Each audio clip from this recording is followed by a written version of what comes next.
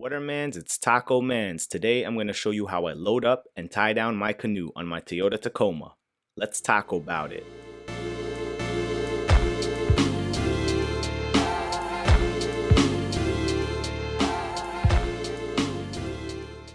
I'm going to be using a couple of paracords that I cut to size and melted the edges, and a couple of NRS 12-foot straps, which are great because they have rubber padding to protect your boat, they're easy to tighten down, and have a quick release mechanism when you push this tab. I use OEM Tacoma roof rails that pivot, so I started by setting them up. I have an install video on this roof rack, so click the link above or in the description if you want to watch that as well. I have a 14-foot Kevlar canoe, which is about 43 pounds, so it's light enough to carry and load alone. I started by aligning the middle of the canoe right in between the roof racks. Then I lift the canoe over my head and slowly set one side onto the rack.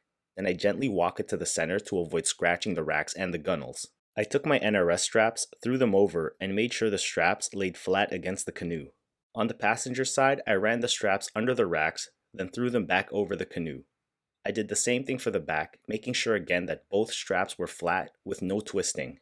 Back on the driver's side, I ran the strap under the rack again. Then I inserted the strap through the back of the cam buckle.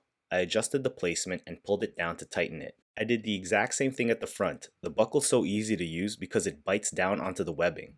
Fun fact, the NRS website claims it also has a bottle opener in the back, which I just discovered. Okay, moving on to the front of the truck, I have these two tie-down points that I added to my Taco. Under the hood, you can see that I attached them to the frame of the truck, so they're pretty sturdy and won't be going anywhere. I took my cordage and ran it through the loop. I clamped it down between my fingers, then threw it over my finger, wrapping it around once, then twice. Then I created a slip knot back through the loop that was around my finger.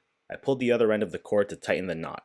Then I ran the working end through the front handle of the canoe onto the other side. I continued by running the cord through the other tie-down point. Then I created a trucker's hitch, starting about a foot away from the second tie-down point. I turned the cord 3 times, reached through the hole, and pulled the cord through. Once I made that loop, I took the working end and fed it through. Then I pulled it down to create tension. Once it was tight enough, I pinched the cord, ran the working end around, and created a slip knot to lock in the tension. Then I took the extra cordage and created a second slip knot for extra security and to shorten the loose cord. For the rear end, I took my second paracord, folded it over, and tied a knot to create a loop. I climbed up the tailgate and fed the cord over the rear handle of the canoe. Then I took the other end of the cord and fed it through the loop.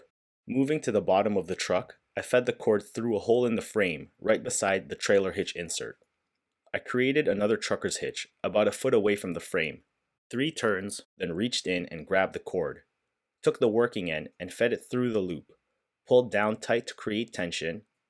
Then I pinched the cord, wrapped it around, and finished it off by creating a slip knot.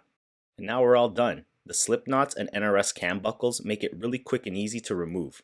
And I can drive at highway speeds and not worry about losing my boat.